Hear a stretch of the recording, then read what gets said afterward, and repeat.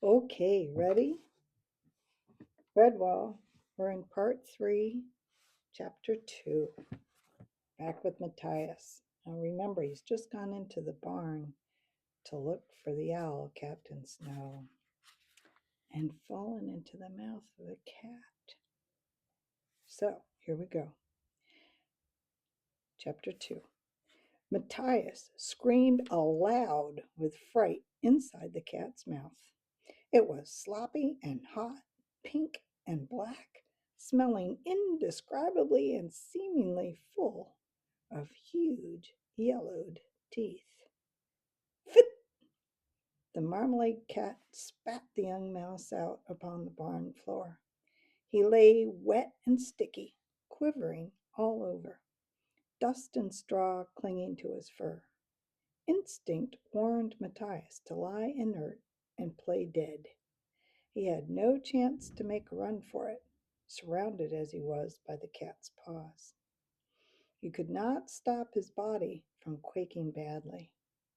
He lay staring into the feline eyes, great twin pools of turquoise flecked with gold. The cat stared back at Matthias in disgust. Disdainfully, it wiped a fastidious paw across its soiled tongue and spat as if trying to rid itself of the horrible taste. Ugh! I simply cannot abide the taste of mouse. Filthy little vermin. One can never tell where they've been. The cat's voice, though cultured, was a high, reedy tenor. It would have sounded comical under different circumstances. Matthias lay as still as possible. The marmalade cat prodded him with an indolent paw. Oh, get up, you disgusting little beast. I know you're not dead. Slowly, the young mouse rose to his feet.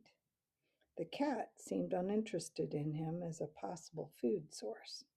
Matthias's legs were shaking so much that he had to sit down again. They stared at each other. Matthias could think of nothing to say. The cat spoke again. This time its voice was indignant. Well, have you nothing to say for yourself, Mouse? Where are your manners? Don't you think you should apologize for leaping into my mouth like that? Matthias managed to stand again. He bowed shakily. I beg your pardon, sir. It was purely accidental. I fell, you see. Please accept my humble apologies. I am Matthias of Redwall, and I sincerely hope I have not disturbed you in any way. The cat sniffed distantly. Yes, at least you seem to have some sort of decent upbringing. Matthias of Redwall, I accept your apology. Allow me to introduce myself. I am Squire Julian Gingerveer. Pleased to meet you, Squire Julian, said Matthias politely. The cat yawned regally. You may call me Julian. The title is hereditary. I never wanted it. Squire of what? A broken down, ramshackle farm building and a stretch of river over yonder? One has no real friends, no trusty servants, not even a mate for that matter. I suppose the Gingerveer line will become extinct when I die. Matthias could not help feeling a certain amount of sympathy for the lonely aristocrat. At least you seem to lead a peaceful life, he said hopefully.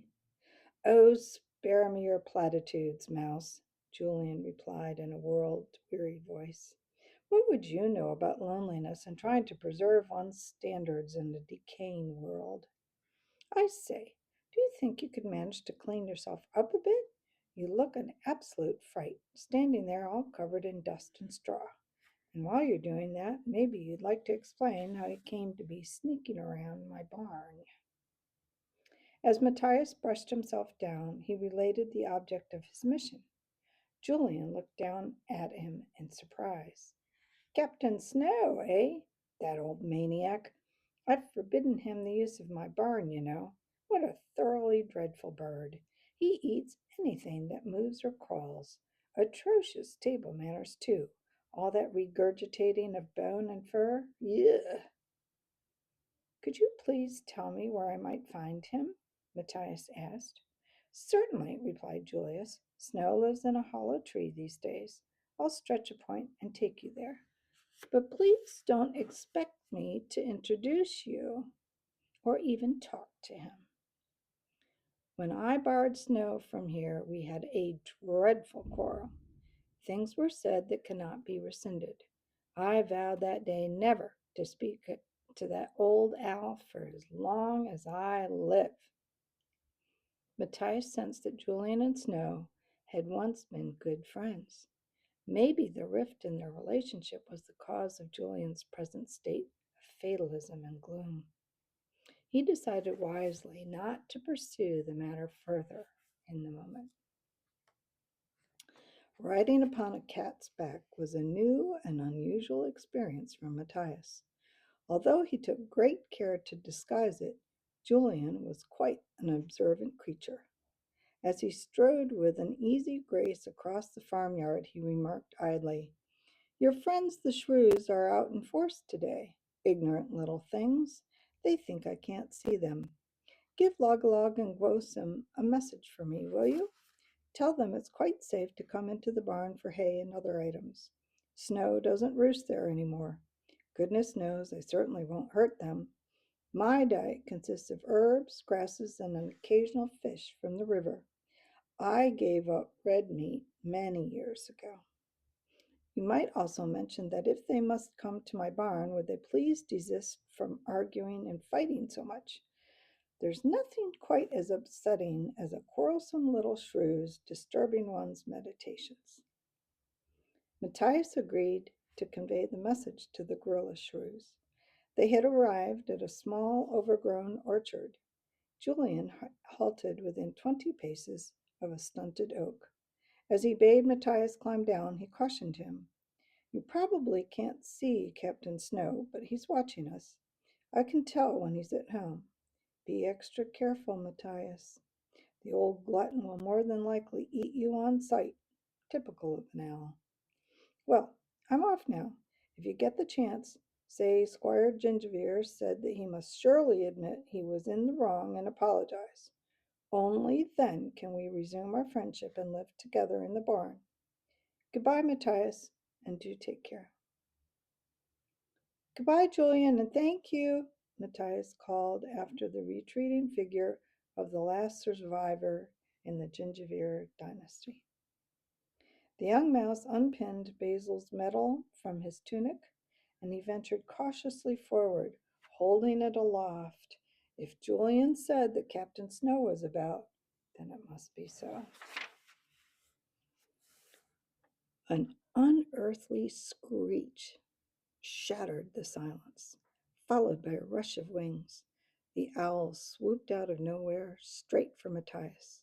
Ducking and weaving as Basil had taught him, Matthias waved the medal and yelled at the top of his voice, Truce! Basil Staghair sent me here. I claim a truce. He was knocked flat on his back. Massive needle-pointed talons tore the medal from his grasp. Captain Snow landed in front of Matthias, raising the dust with his vast wings. The young mouse found it hard to believe that such an awesome and an impressive bird existed. Captain Snow stood hugely tall with an incredible wingspan. The owl's pure white plumage was broken only by a few brown bars on the wing and some dark spots on the crown. He had 6 dangerous talons in front, 2 at the back of his legs, and a sharp, heavily curved beak. His eyes were colossal, twin golden orbs with circular black centers. Matthias continued ducking and weaving, conscious that his life hung by a thread. Captain Snow flicked out a talon. Matthias dodged nimbly aside. State your name and rank. Who gave you my medal? Snapped the owl in a flat, hard voice. Still moving quickly and panting for breath, the young mouse gasped, Matthias Mouse, warrior of Redwall Abbey. The medal belongs to my friend, Basil Staghair. He sends his compliments, Captain Sir. Stand fast, snapped the captain. Matthias stood rigid. The owl's talons started to inch forwards as if they had a life of their own. The young mouse moved steadily backwards, away from the talons. Captain Snow licked saliva from the edges of his beak. It was plain that he desperately wanted to eat Matthias. "What did the cat say to you, Mouse?" he rasped. "Did he mention me?" Matthias repeated the message from Julian. "Squire Gingerbeer says, sir, that if you were to admit yourself in the wrong and apologize to him, then you could both be friends and live in the barn again." As he spoke, Matthias had been moving away from the seeking talons. On a sudden instinct, he dived to one side as the owl pounced. He skipped and ran on a zigzag course away from the murderous bird. Bilked of his target, Captain Snow madly tore at the grass and scattered dust. All at once he wheeled about and flew upwards, perching at the entrance to his nest hole in the stunted oak. "All right, you can stop running away now, little warrior. Come back here. I want to talk to you." Matthias stood a safe distance away from the tree. Captain Snow shifted from one foot to the other, muttering huffily. "Me in the wrong? Never. I won't apologize to that cat. I refuse to." When the owl had finished arguing with himself, Matthias called out, "Captain Snow, sir, there is a question that I must ask you." The great snowy owl beckoned towards his hole with a sweeping wing.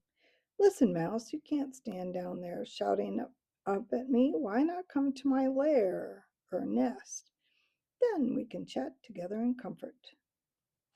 Standing on tiptoe, Matthias could catch a glimpse of the nest.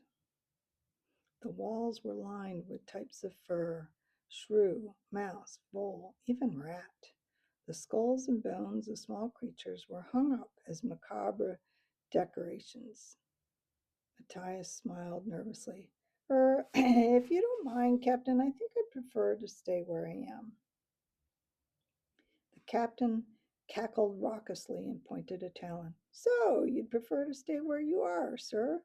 Well, I don't blame you. Right, out with it. What is this question you want to ask me?" "Do you know of Asmodeus the giant adder, and where might I find him, sir?" Matthias called boldly. The owl preened his breast feathers.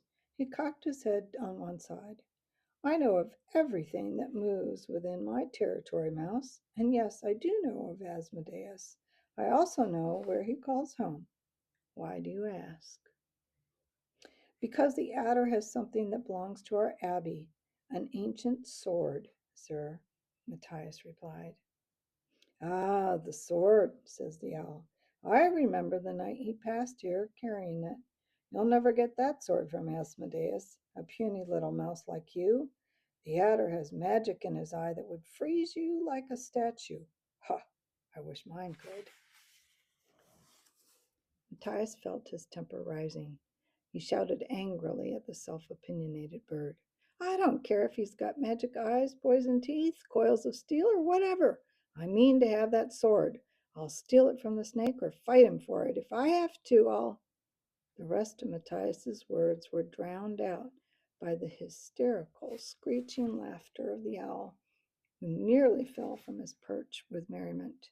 He blinked tears from his huge eyes. "You'll what? Did I hear you say you'd fight Asmodeus? You? Oh, little mouse, run away and play before I crack a wing laughing. Ha ha ha! Hee haw! Oh, dearie me. Are you sure you haven't been drinking old apple brandy? A mouse fighting an adder. Oh my, now I've heard everything." Captain Snow laughed helplessly.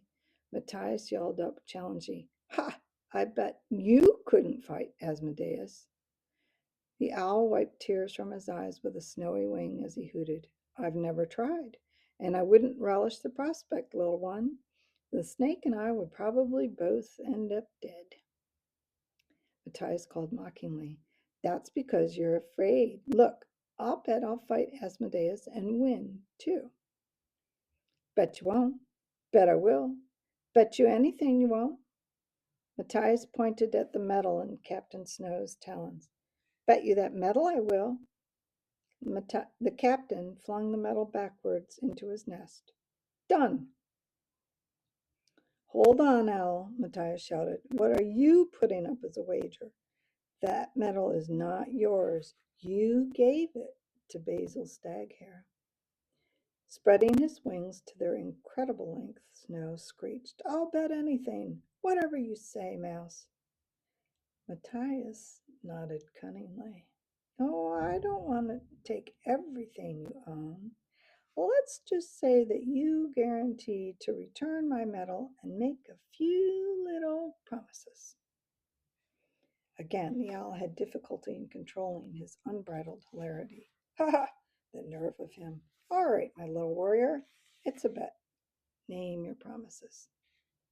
Right, said Matthias solemnly. You must promise on your oath that if I win, you will never eat another mouse or shrew of any type. Agreed, chortled the owl. In fact, I'll go even further. I promise you that if you defeat the snake, I'll admit I was wrong to that stuffy old cat. I'll even apologize to him on bended knees. So there.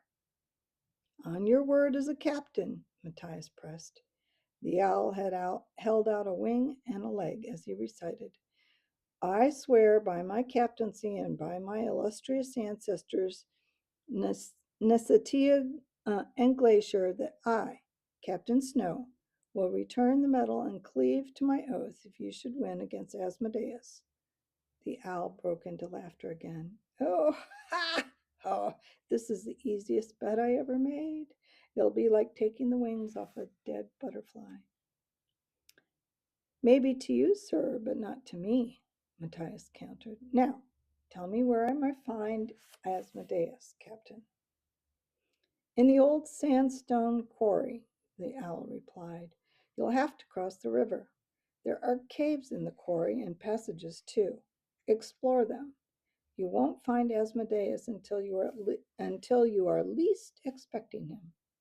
By then it will be too late. You'll be deader than an icicle in hell. Goodbye, Mouse. Matthias turned his back upon the snowy owl and strode off with a string of taunts ringing in his ears. Nice to have my silver medal back, jeered the owl. I'll think of you when I wear it. You should have let me eat you. It'll save you a journey to the quarry. Oh, and I almost forgot. You won't be able to give the hare my best wishes. You'll be snug inside the snake. Matthias walked onwards, ignoring the cruel jibes of the owl, through the farmyard and across the grassland, not stopping until he arrived at the fringe of mossflower wood. The shrews broke cover and milled about noisily with their endless questions. Ha! So you got back then? Why didn't Snow eat you? Bet you've never seen an owl that size before, eh? What news of Poison Teeth? Did you find out where he is? Don't just stand there. Tell us. Tell us. Fierce quarreling broke out. Swords were being drawn as Matthias sawed out Log-a-Log and took the black stone from him. Shut up and stop fighting, you hooligans, or you'll get to know nothing, Matthias bellowed. An expectant hush descended upon the union members of the guerrilla shrews of Mossflower. Matthias found it hard to keep the contempt out of his voice. I found Captain Snow. Actually, I was led to him by Squire Julian Gingervere. Does that name ring any bells? There was an embarrassed shuffling in the ranks of the listeners. Many turned their eyes to the ground, particularly Grossum and Log-a-Log. Matthias folded his paws. He stared about in disgust. Oh, yes, I'd just like to thank you all, especially you, Grossum and Log-a-Log. What a sly, nasty, despicable thing to do, sending me into that barn without a single word of warning about the cat. Log-a-Log ripped the cloth band from his brow and flung it down. He took the stone up in his paw. Matthias, I speak not only for myself, but all of the guerrilla union. We are very sorry. You must believe that. It completely slipped our minds. We forgot about the cat. You see, we are shrews, not only by name, but also by nature. We argue, quarrel, bicker, and fight so much among ourselves that we lose sight of the important issues. That is the way it is with us. Please accept our apologies, friend. Matthias retrieved the stone.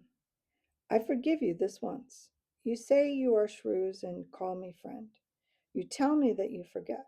Well, let me tell you, I am a Redwall warrior. I always remember who my friends are, and I never forget an injury done to me. However, we will say no more of this. You must listen to me now.